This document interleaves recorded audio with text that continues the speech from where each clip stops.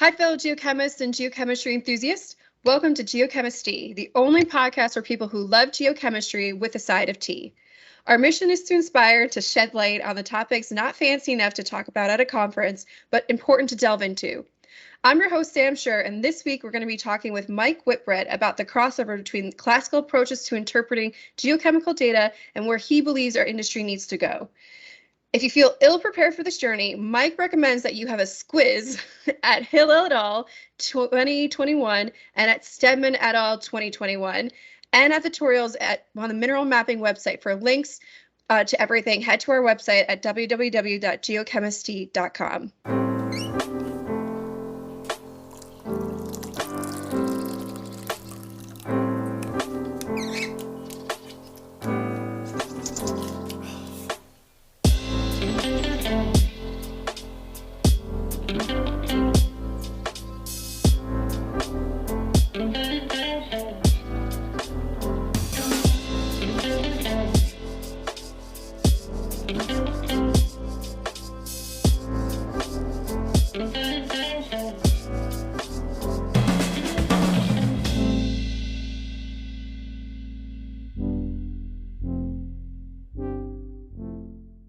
Mike Whitbread is the lead geoscientist, geochemistry and analytics at Rio Tinto Exploration. Mike, welcome to Geochemistry. G'day, how are things going? And Great, I don't know. I just don't know about this whole, not cool enough to talk at a conference stuff. I think the things that we'll talk about today hopefully are very interesting. We should be talking about it at conferences a lot more, but there you go. Exactly, and this is something that we need to break down at conferences because these things should be talked about at conferences. So it's a little bit of sarcasm right there. Yeah, no but worries. Thanks for mentioning. So since first talking about the concept for geochemistry, mutual friends of Mike and I have been pressuring me to get in contact with Mike. I won't belabor this part too much, but it was a combination of a little bit weird and pretty cool. So I skimmed your LinkedIn resume, Mike, and it looks like you got your PhD in geochem, and a few years later, you were living the dream, working as a geochemist in industry. Can you talk to our young listeners about your dreams as a 20-year-old and how you got into geochemistry? Right. Well, it depends how far back you want to go, but I went into university wanting to do physics of all things, and then worked out that was actually pretty hard, and that biotite and muscovite were pretty cool. So I thought I'll do geology then. And I kept chemistry as a major at the same time as well. And my worst subject at university was analytical chemistry, of course. So that's obviously why I'm involved heavily in analytical chemistry these days.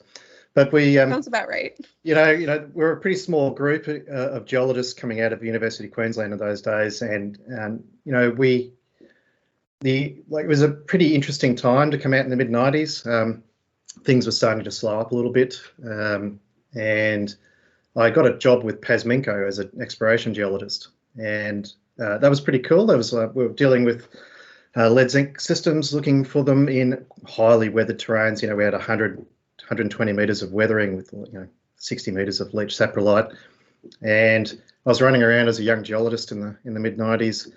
And the extent of our interpretation, though, of any of the samples we were collecting, we're doing a lot of RAV drilling, doing a lot of lag sampling.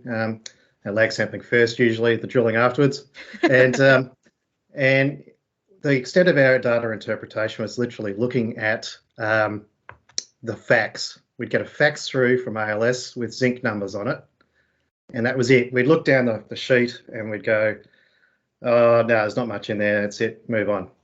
And that was the extent of our data interpretation. And I thought I'd gone through university, and it might have been the dark ages back in the 90s, but still.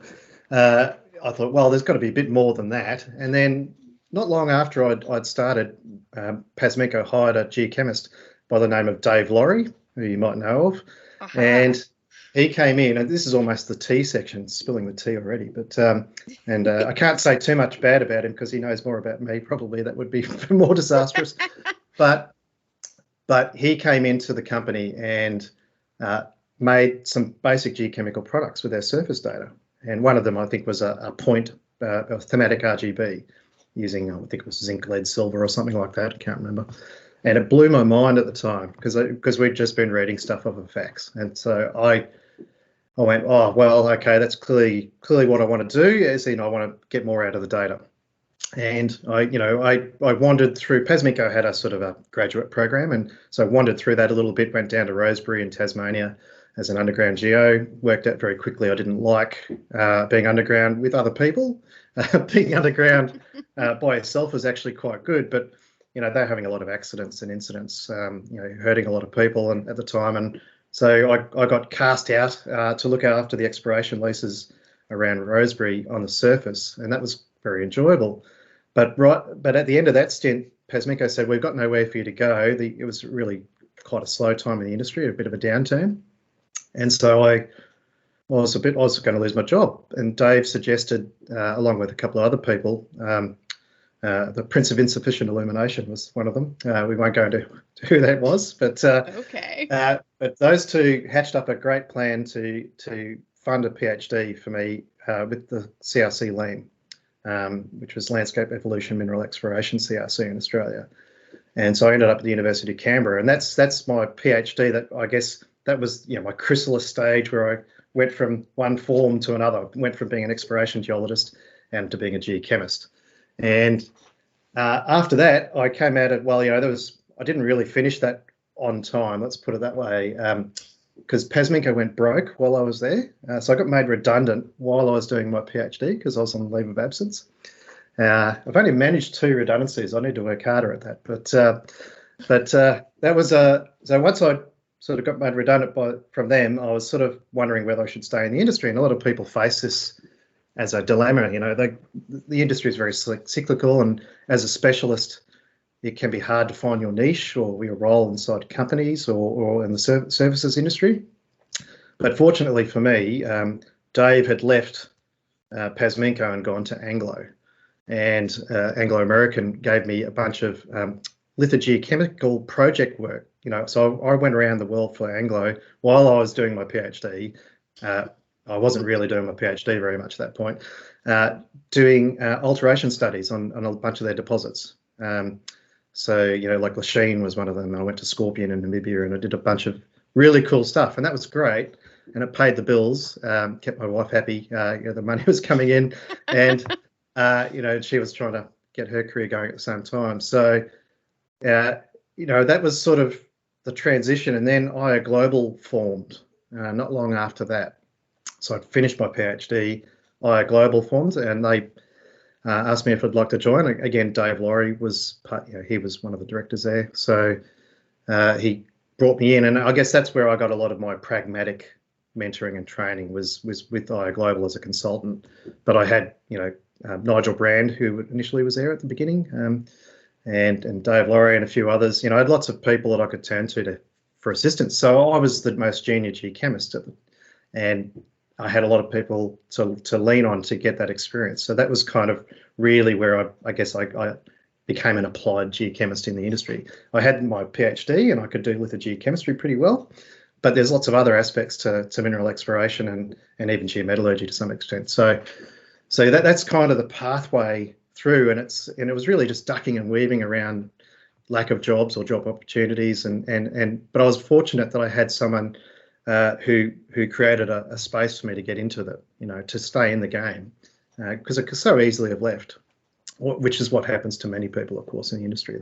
They spiral out of it and then they find it difficult to come back in. Yeah, wow, that's super interesting. Yeah, I mean, totally different story, and it's not the day for that, but I think that what you said about just it takes a bit of resilience to stay in the industry. I think it's very rare that there's not one person in our industry that hasn't at one point been affected by a downturn. So anybody that's younger and listening, just know that if this is something that you really want to do, I mean, with me, it took a bunch of years to really get into the industry, and I worked on and off for a little bit, just contracts to contracts, doing my best. But like Mike says, I mean, it's kind of the nature of our industry. But once you get your foothold in, then I'm pretty confident that you can definitely find your place. But that was a really fascinating story. I didn't really see all that ducking and weaving going on, because on your LinkedIn profile, I mean, you just look like you were set up, but everybody take note. You did some ducking and weaving to get your jobs. Nice. Yeah, look, and after IA Global, I reached a point where consulting is a difficult game. You've got to chase the work, and you often don't get to see the end results of the piecework that you do for people. And it's actually very hard to, after a certain level, you stop learning things because you can't see the results of, you might generate a target, but the client never tells you what happens with it. So I was tempted to go back into the industry, and that's when I went back into Lihir Gold as an opportunity. They were actually trying to hire another geochemist, and I didn't realise it. I thought the job opportunity was for me because it just looked like me.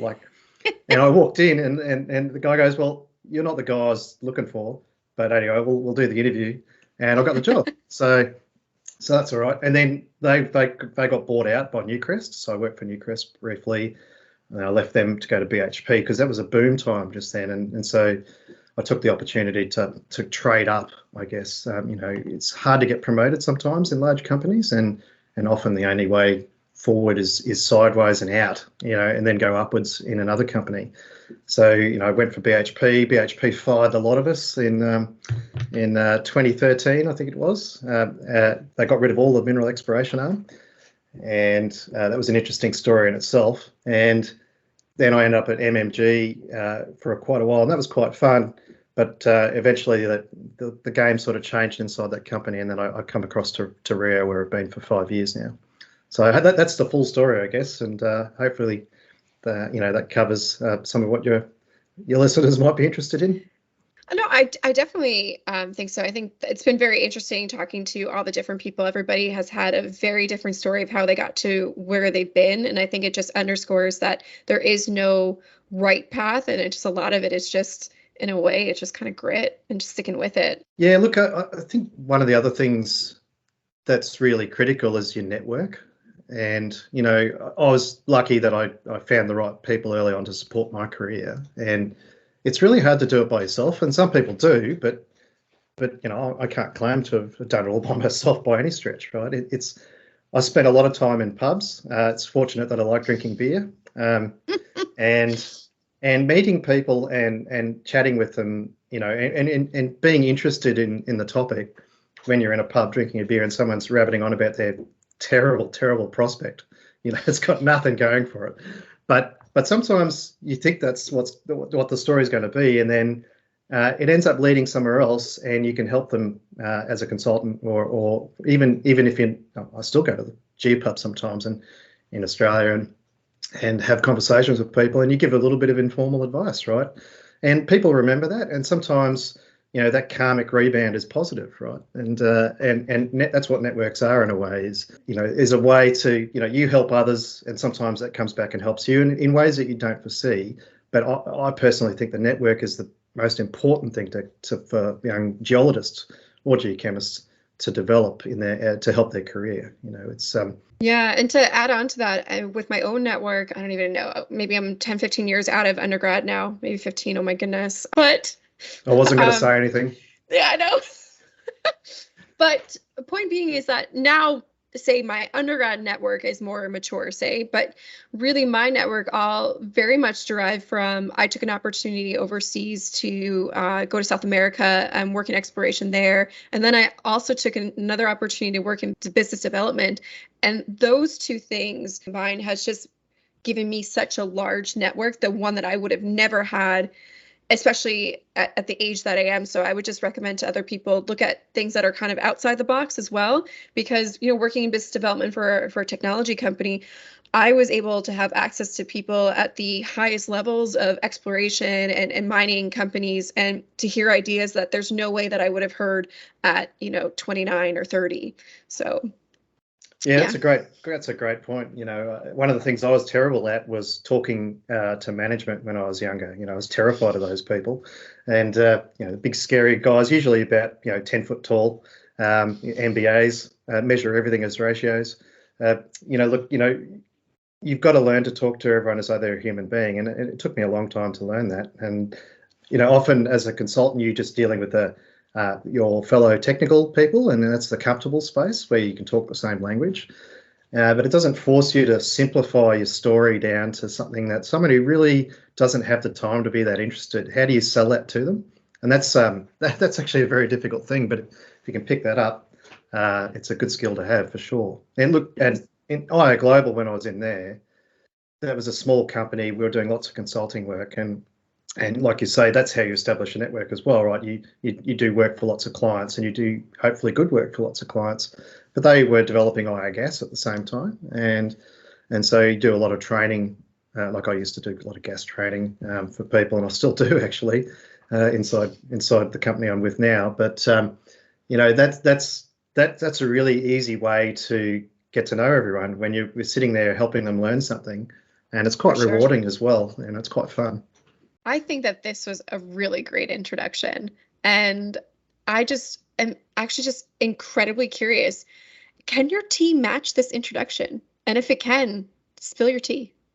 The tea is going to be pretty dull, I think, because I was trying to work out what tea I could spill without being destroyed by someone in turn, right? There's too much mutually assured destruction. Right now, his face is beet red. It must be good. I can see you sweating. No. So I was trying to thinking of one that doesn't relate to my current employer, which is a pretty sensible thing to do. Definitely sensible. So also, Geochemistry does not have deep pockets or anything. We can't pay off anything to anybody's employers ever. So let's keep them out of it, okay? No. So, but one thing I thought would be a slightly amusing anecdote was when I worked for a certain very large mining company, not my current one. They had a sort of a drive around transparency of costs, right? So everyone's travel was sort of available to be perused by anyone, and the industry had gone through the boom, and it was starting to sort of cycle down to a bit of a cratering. And politically, we knew we were in trouble in the company anyway, and some of our guys started to work out that they could predict which offices would be closed based on the travel schedules that would be published. And so they sort of worked out it's like a principal components of travel. All right, so certain variables, and in this case, the variables are individuals of a certain level within the organisation, and they may not be based in the same office. But if they were all travelling to the same point at the same time, then you knew that office was going to be shut. And oh my God. so I hate to laugh at that. Yeah, well, you kind of got to have a sense of humour about it. I mean, of course, some people were quite devastated when they lost their roles, and it's a hard thing, right? Particularly when you're going into a downturn. But at least, I mean, this company hired smart people, and they were good people. That's one of the advantages of working in majors is right. The talent pool is pretty strong.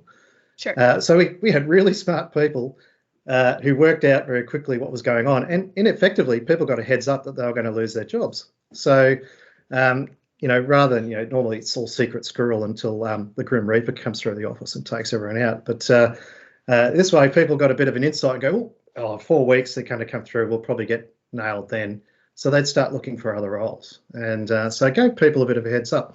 And you could walk through a couple of different offices that got nailed one after the other where that happened. So yeah, that's my tea, I guess. Hopefully that was kind of interesting. It is kind of interesting. It's kind of, I think, worrying that we think that this is kind of normal. It's really kind of unfortunate in our industry.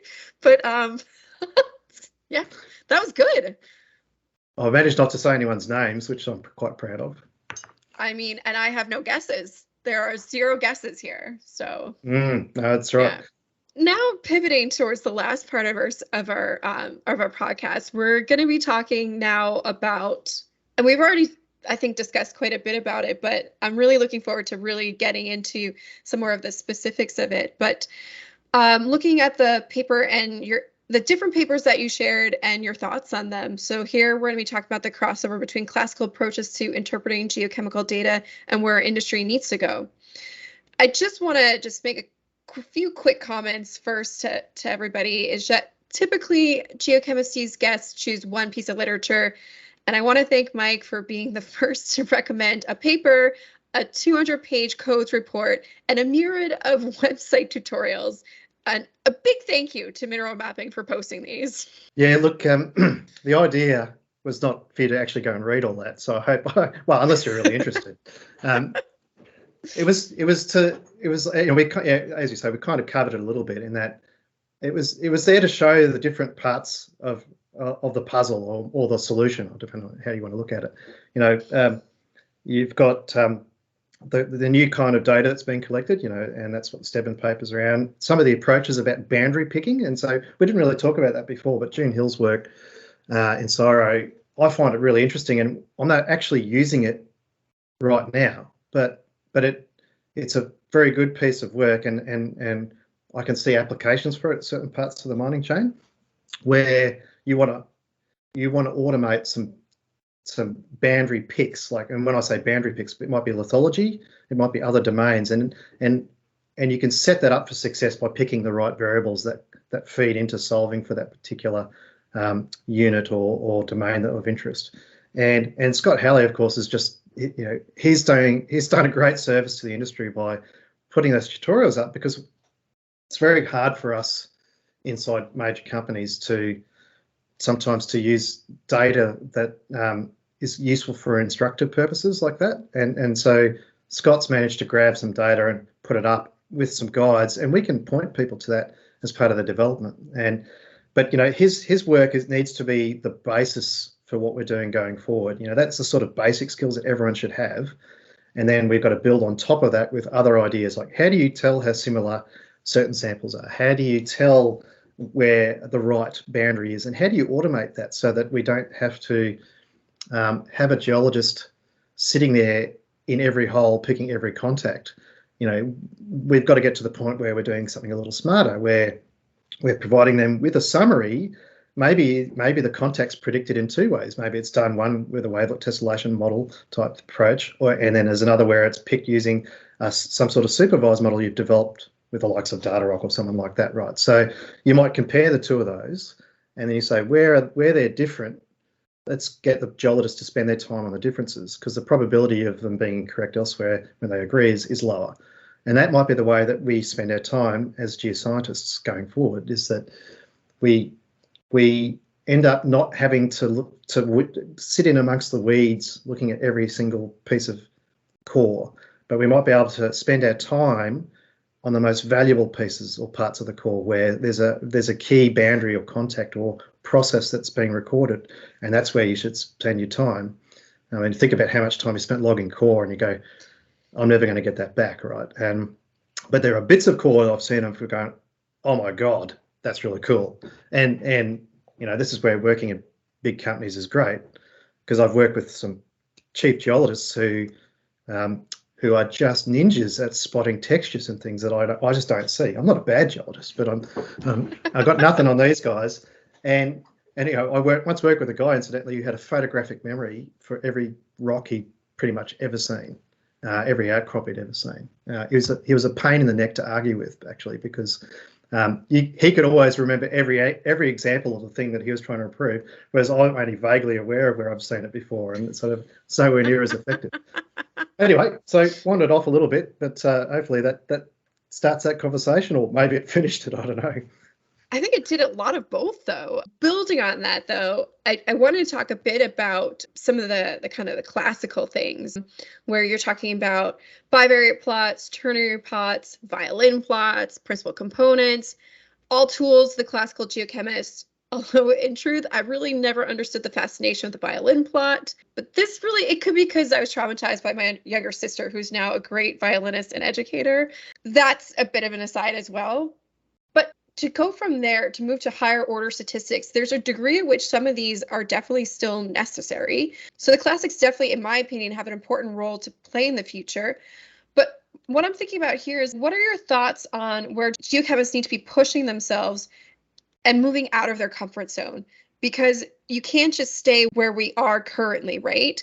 And just expect to understand where that next level is and that next step. We can't just jump from doing bivariate plots and then think that automatically, okay, the next step is wavelength tessellation. What do you think we need to do? Yeah, oh, there's a few questions buried in that question. I know, I'm sorry, I'm terrible with that, because I tend to have lots of other questions and then I get excited and oh, that's good to get excited about this stuff. So look, I know. So I guess I was trained to always look at the chart, never look at statistics. Statistics don't tell you a lot sometimes, or that the one thing that I tried when I'm giving geochemistry or data analysis training, I normally say, well, if you make a correlation matrix, oh, for God's sake, can you plot all the scatters that go with it so that you understand what they mean? And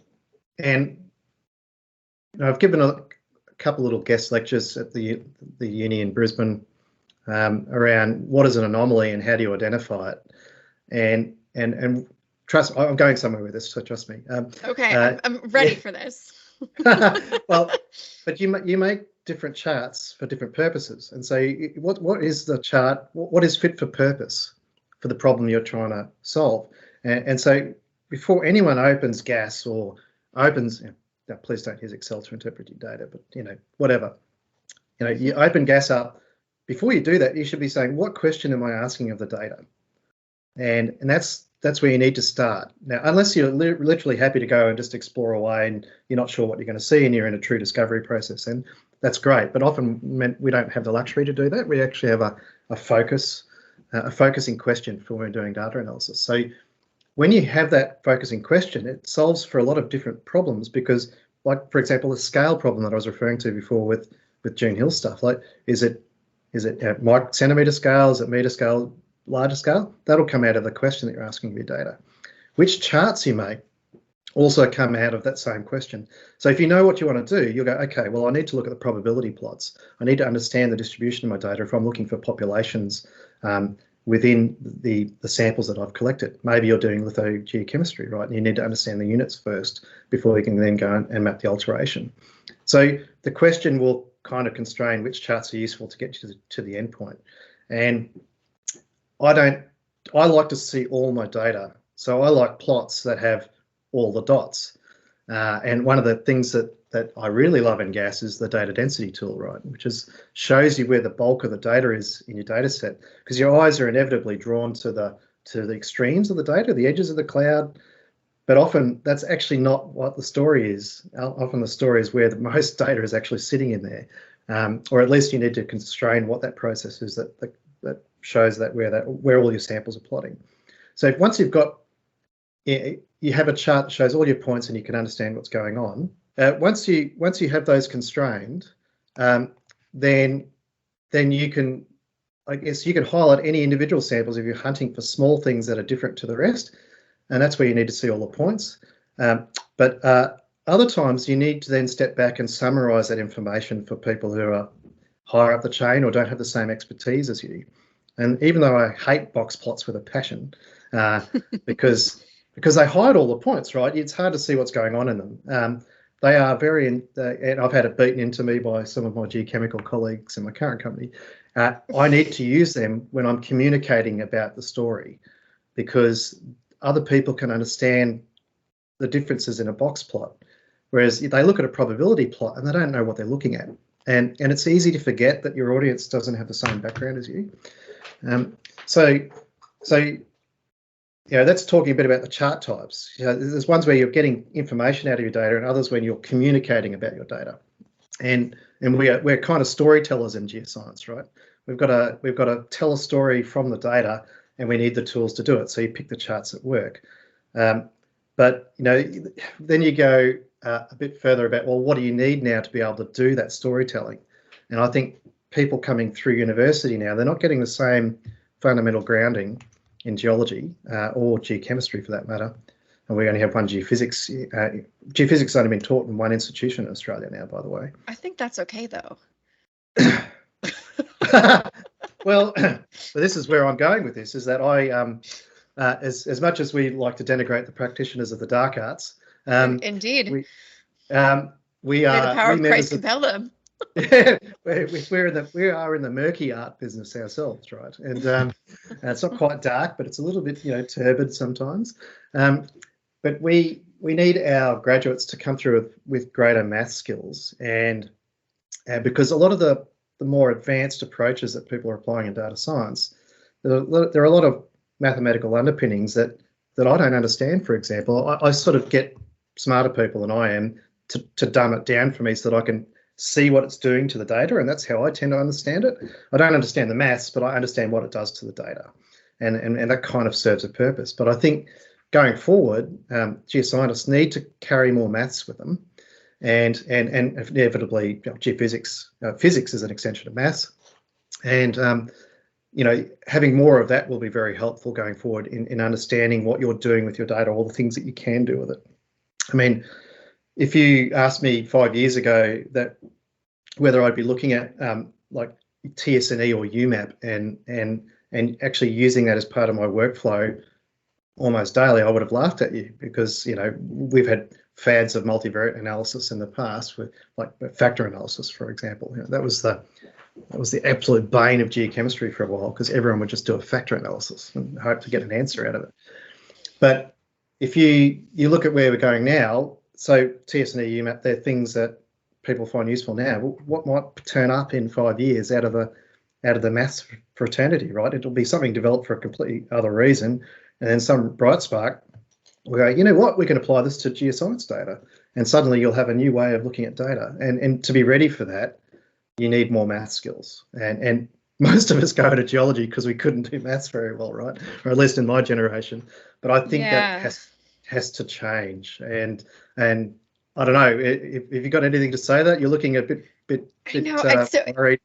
I guess so. I'm about to. Oh my God, I am just mumbling all over the place because it makes me so nervous too. You have such a great point there. I was great at algebra. Once I got to calculus, everything went out the window. Any kind of looking at maths does definitely make me nervous, but I'm not saying that you are wrong here at all. I hope that we don't preclude people from coming to the geosciences because now they have a higher maths component. That said, I took 3 calculuses, linear algebra, and something else horrific. Oh, a statistics course and something else, again, horrific, for my degree. So I managed to squeak by everybody else in the future. I think you can do it too. But I think also what comes forward in the future is, or even now, I mean, I have cleverly become friends with great data scientists, and I plan to keep it that way. Yes, they don't know my ulterior motives. They're becoming expensive though, those guys, But that's why they're my friends. Right. There's a different, here's you working for a major mining company, and you use them in a different way. Me, I use them maybe in the same way, but as friends, it's a totally different situation. So I can just recommend to everybody that they get their own data science friends, and then that's where the magic happens. You talk about dark arts, that is some dark arts right there.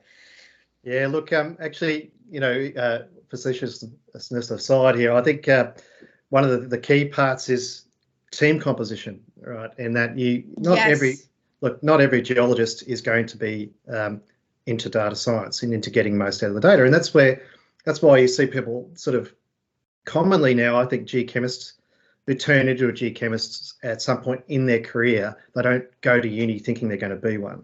And you get to a certain point and you go, no, actually, I'm really interested in the data side of things. And that's where we're attracting a lot of geochemistry applicants for roles that we put out at the moment, is coming out of masters and PhDs, where they've been faced with a data volume issue. They don't have the software to handle it, and they've sort of been forced down the data science route to solve their own problem, right?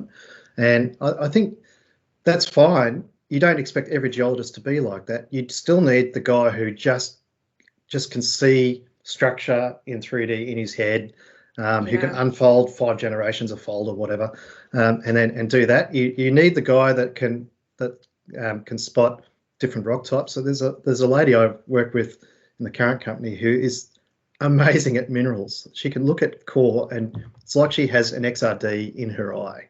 Like she just goes and she can pick them visually. I don't know how she does it. So you have different people with different strengths, and I'm not suggesting that every geologist needs to go this way, but to give yourself the best chances of adapting in the industry, I think having an increased maths and data science component to your science degree is probably a good thing, because hopefully the large companies, when they bring people in graduate programs, will provide some good geoscience grounding if the universities are not providing that. Now, that's not a given, right? It's a separate topic, but I think that's the reality, is that companies are having to do a bit of gap filling in terms of basic skills, but it's easy to do when someone's got all the tools and advantages of a good science training background. you can give them content later on a little bit, if that makes sense. So anyway, sorry, carry on. No, this totally follows through. And the follow-up question that I have is that, right now, and this was talked about in Hill et al., with them using the wavelength tessellation to provide coherent geological domains. In this paper, and when we talk amongst other geochemists and data scientists, it seems now routinely that we talk about terms like central log ratios, imputation, clustering, and other stats terms. And as geochemists, these aren't necessarily part of the language that we have. And so I guess, and as we've been talking about just now, what are some additional maybe recommendations that you have for geochemists to join this crossover movement when there's this whole new language that we're not necessarily fluent in? Yeah, look, I think in the academic space, there's been a lot of work around compositional data analysis. And, you talk about centered log ratios, and there's ILR and ALR, and a lot of that came out of Acheson's work a long time ago. But that has a place, and again, it's about what is fit for purpose in terms of what you need, right? So if you approach your geosciences problem as a geoscientist and assume that not everything is random, right? If you're looking at a set of intrusive rocks, you know that the composition is going to be controlled by mineralogy and the relative amounts of those minerals in a particular sample. And that's where some of Cliff Stanley's and Pearce's work in the past around Pearce element ratios and general element ratios holds. And there's a lot of academic back and forth around the relative flaws of using things like a Pearce element ratio because of induced correlation and stuff like that. It's kind of, they're missing the point a little bit, and that there are problems where you know what is controlling the variability in the data, or you should be able to work that out with the data you've got at hand.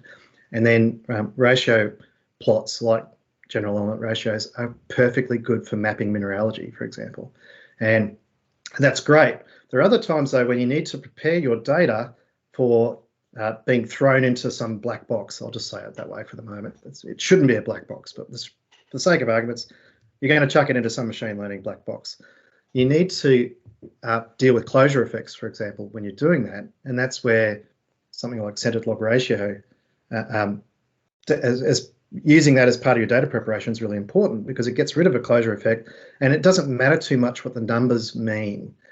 If you take a CLR of a set of samples, you free it up from closure effects, but you end up with the numbers that don't mean anything anymore to someone. Whereas if you look at a Pearce element ratio and potassium aluminium molar ratio is 1 and your sodium aluminium ratio is very low, you go, oh, okay, that's probably K-spar or biotite. It means something to you, right?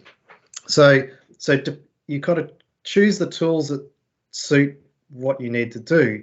Now, how do you know how to choose which tools, right?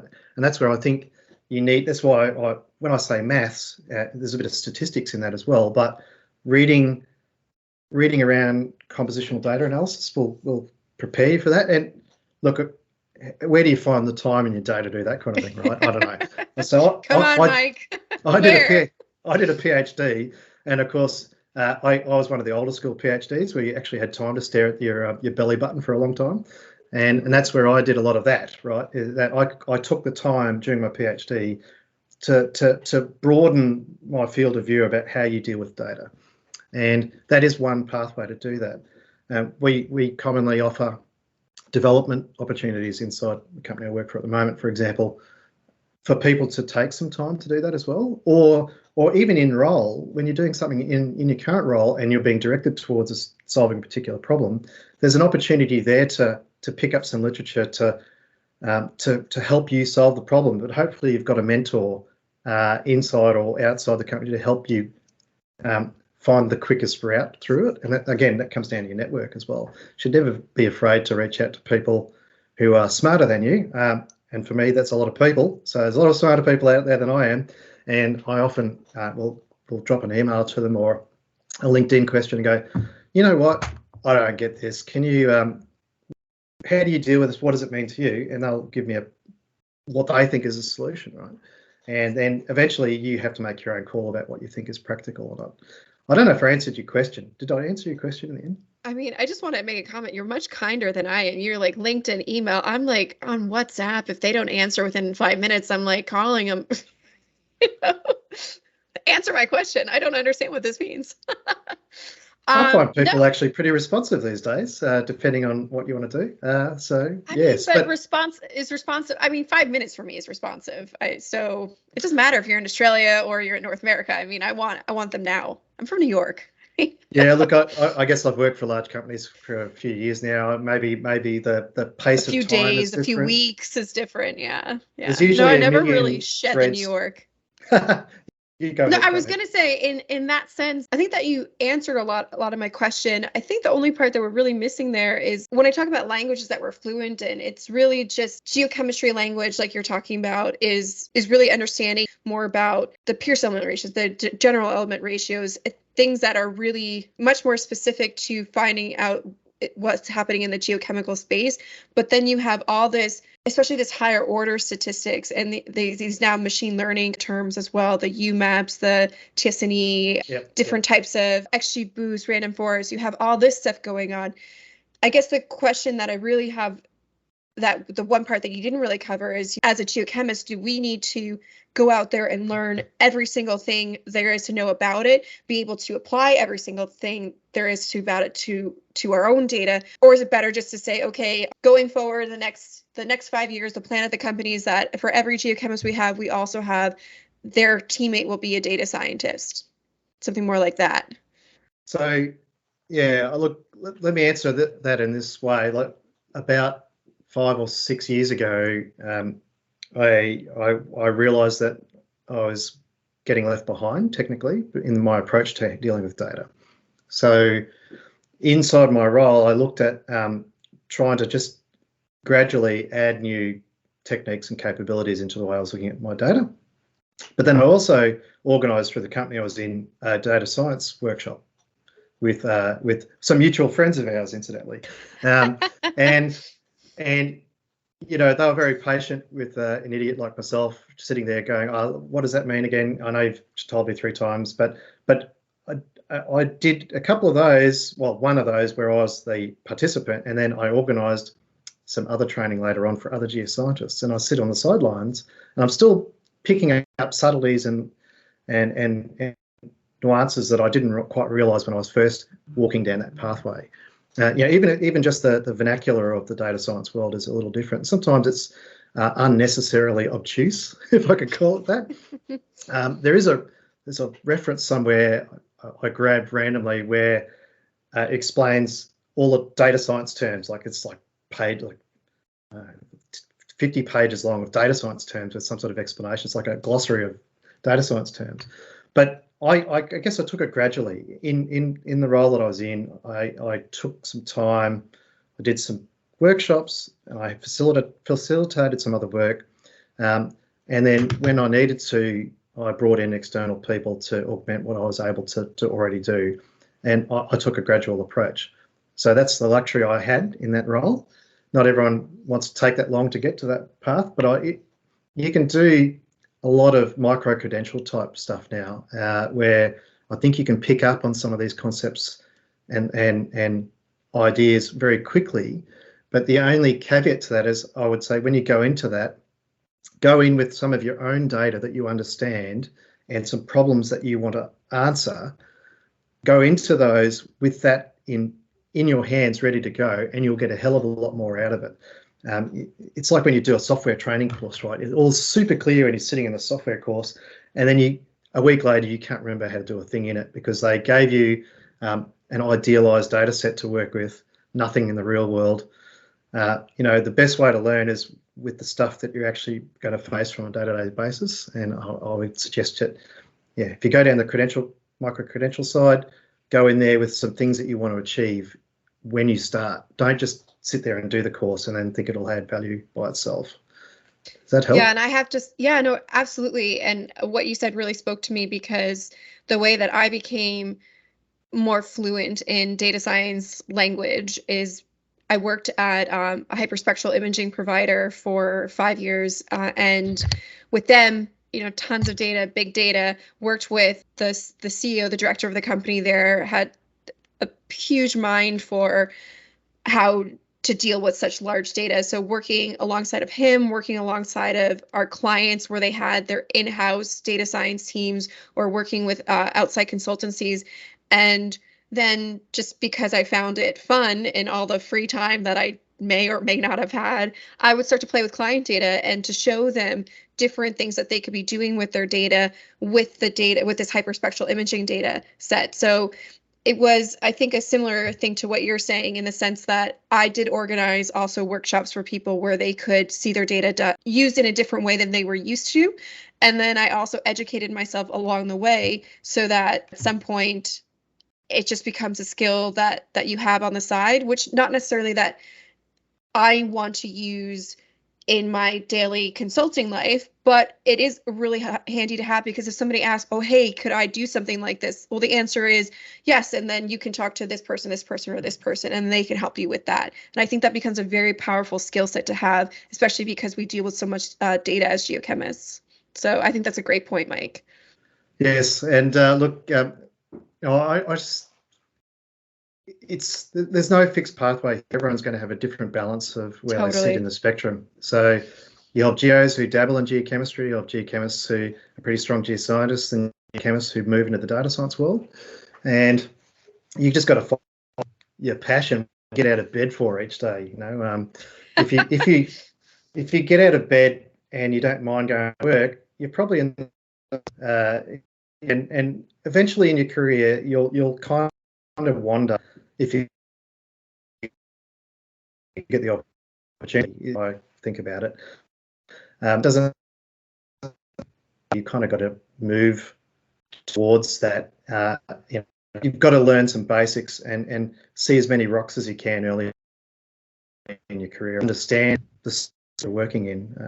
Does that make sense? Yeah, no, you make a good point about it. You have geochemistry, you have data science, but at the fundamental part of it, you have geology, and you have to understand. It's like it's like, any kind of consulting job that I was to pick up, or you starting a new project, you're always going to go out to the field to see the rocks first before you start. You need that context. So starting out your career and getting a really good feel for the geology part of it, and then moving into these other spheres, it's just adding on. And it's actually a really good thing that people do in their lives to start to really specialize. And some people go down that weird road of, I can see structure in 5 dimensions in my brain. And then there's, people like us that are just like, give me a graph and let's look at what potassium and aluminum are doing. So, everybody has their own flavor. Okay, so building on what we've just been talking about, what are your recommendations towards data science consultancies that analyze geochemical data? In terms of, how they should approach solving the problem for us, or in which companies you would use? Like, what do you mean?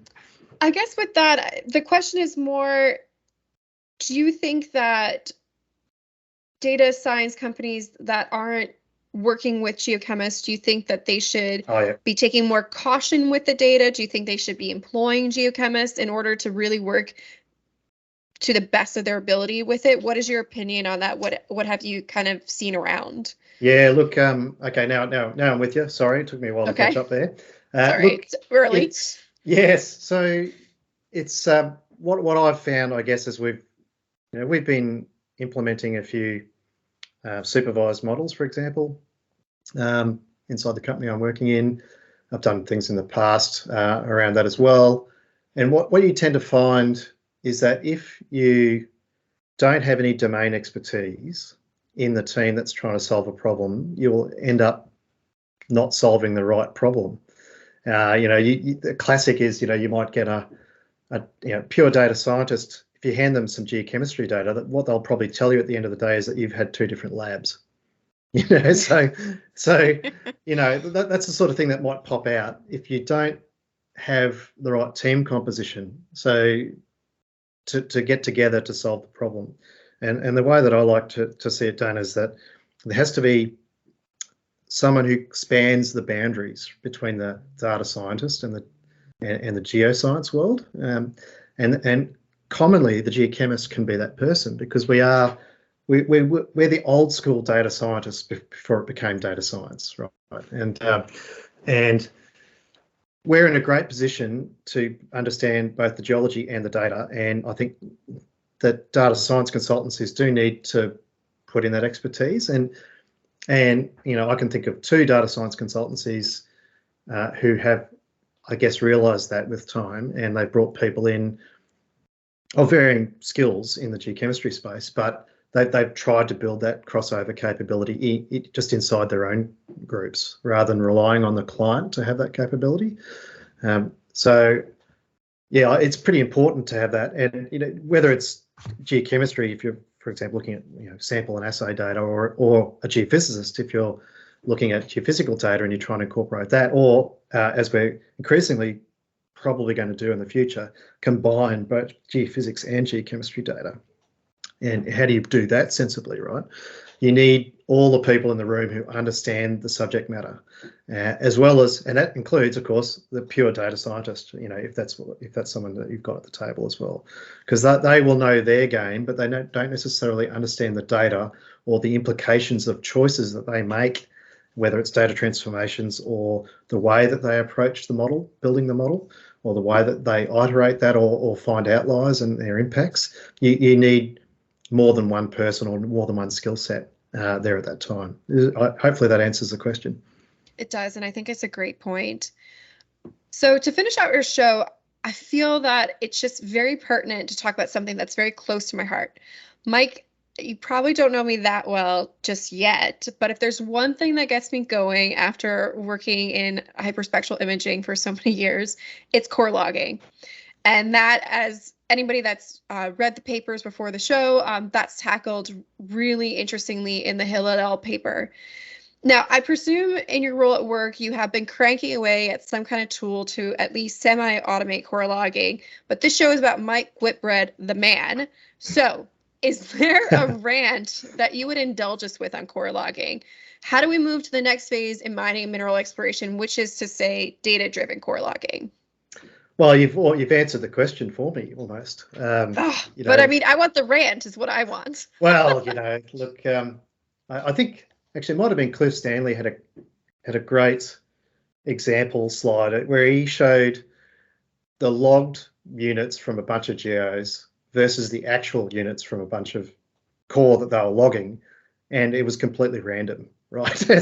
so depending on the skill sets that you've got in the team that you've got, how good the person who's mentoring that team is, and how consistent they can make them, a lot of your lithology logging is not very useful.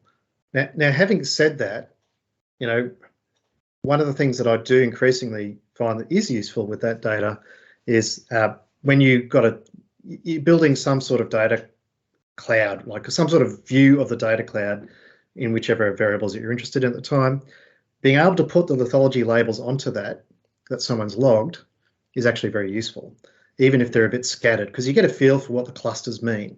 If you're seeing clusters in your data, if you're going through an unsupervised approach, for example, you go, okay, it's mostly logged as mafic.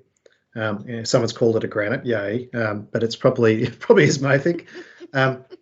So there is value in what we already have, probably better value than we were able to achieve before, but we need to stop people logging with just their eyes and a scratcher. We can't, there was a lady I referred to before. She's an absolute ninja at mineralogy, at spotting stuff in core, and I've only ever met one of her. There's not like a 1,000 of her kicking around, and you can't have her on your project, right? Most likely, you can't always have your best geologist on every piece of core. So how do you do that? And one of the ways of doing that is collecting the right information on every piece of core that you ever get, and presenting that, some sort of domain or summary of that, to the geologists as they're logging. And if you've got the luxury, and in big companies you can do that, you can then start to have your best geologist interpret some of those summary groups that you're producing, so that it has better context as well. And then you're effectively almost like cloning your best geologist and putting them on every project to some extent. And what your junior geos can do, they not only do they learn about what that guy or girl could see, but they can also question them when they don't think they're right. Because when there's something that doesn't make sense with what they're seeing versus what is being predicted out, if you've got some sort of supervised model you've built, whether it's out of the spectral data or the RGB or combined with the geochemistry, it doesn't matter. When it deviates from what you're seeing with your eyes, what's been predicted, that's the real value. And they're the ones that people can, as a logger, you go, okay, well, I don't know what this is. The model doesn't know what this is. Let's go work it out. That's really cool stuff, right? And that's almost what the logging geologist's job in the end should end up being, is around identifying the things that are not expected. They validate what should come out of the data automatically. That's where we should end up. We shouldn't be having 20 geos spending days in 45 degrees having a crap time logging core pretty poorly. Like, that's just a waste of everyone's time. Why would we want to do that now? And so I think, we have to change that process. We have to provide them with, but they need to be logging the core with the information at hand. And our assaying is a bit challenged there because of the long turnarounds that we get at the moment. But I think with scanning tools, there's no reason why they can't turn around quickly. And hopefully the capital costs of those will decrease with time, and so that you can have them more available. But I think there's a lot of value as long as you don't mess up your structural or geotech information. Moving the core to a logging facility where you've got the instruments and you sort of aggregate that capability in one location is a cost-effective way of doing that. And your geologists can log in relative comfort and with the relative bucket loads of information that they might need to make a good call on that core log process, if that makes sense. Well, thank you so much, Mike. And I want to thank everybody for listening to Geochemistry, and really, Mike, for stopping by the show, dishing some great tea and taking us on this really great journey. I want to thank also our sponsor, LKI Consulting, and to It's Water and Coma Media for our music. And if you want to learn more about the show or submit a request to be on the show or recommend a geochemist to chase up, please go to our website at geochemistry.com. I'm looking forward to chatting with everybody next month. And I really hope, Mike, that you had just as much fun as we did. Yeah, no, that was great. It was great to wander through a few topics, and hopefully some of it made sense at the end of the process. Okay, I'll talk to you soon. Cheers.